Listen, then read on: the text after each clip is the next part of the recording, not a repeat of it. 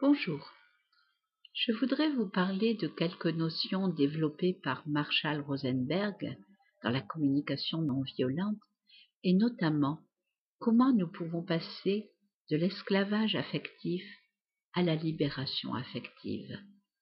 Qu'est-ce que l'esclavage affectif? C'est quelque chose que nous avons tous et toutes connu depuis notre plus tendre enfance et que nous vivons presque quotidiennement, plus ou moins intensément, selon que les personnes qui nous entourent sont des personnes chères, C-H-A-I-R, ou chères, C-H-E, accent grave, R-E-S. Et quand elles nous sont très chères, nous leur donnons souvent beaucoup de pouvoir pour nous rendre esclaves. L'esclavage affectif, c'est quand nous avons une double pensée.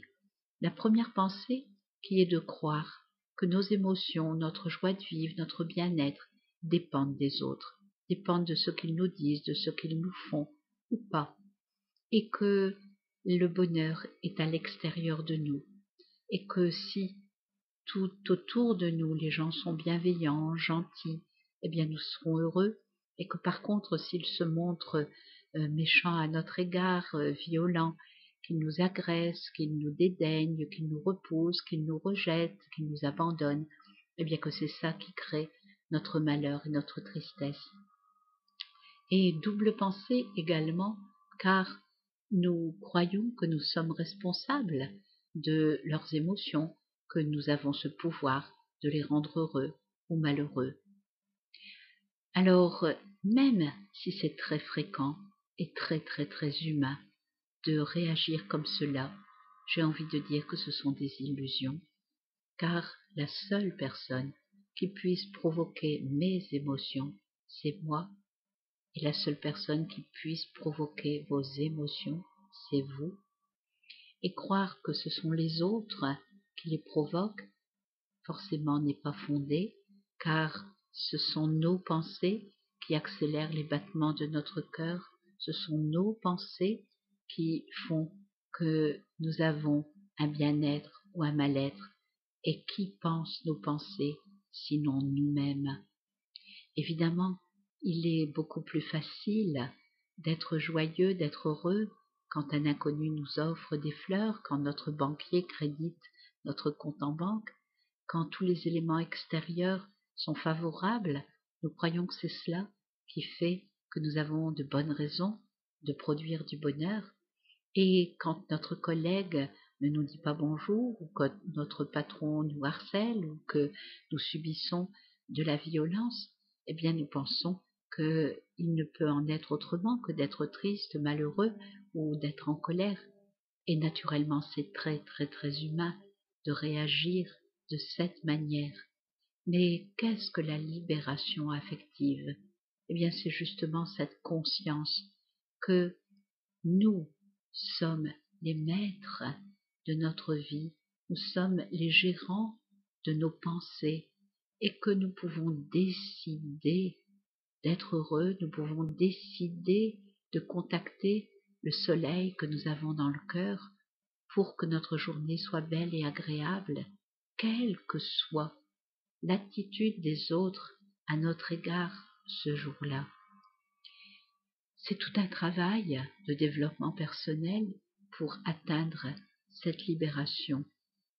Et bien entendu, comme la plupart des humains, pour ainsi dire tous les humains, sont dans l'esclavage affectif, mon invitation, si vous êtes sur le chemin de cette libération pour vous-même, c'est d'être très conscient que les autres ne le sont pas forcément. Et bien sûr, il n'est pas question de prendre la libération affective comme prétexte pour dire aux autres des choses qui pourraient être violentes, qui pourraient être méchantes, qui pourraient les agresser. Et tout simplement en disant ils sont responsables de ce qu'ils en font.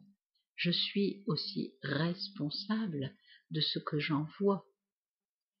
Et bien entendu, l'autre a la possibilité de faire ce qu'il veut avec ce que je lui envoie. Mais la vie sera quand même beaucoup plus simple si je communique de manière relationnelle et si ce que je dis, ce que je fais aux autres est du positif. Je rejoins tout à fait Confucius qui préconisait de faire aux autres ce que nous avons envie que l'on nous fasse et bien sûr de ne pas leur faire ce que nous ne voulons pas que l'on nous fasse.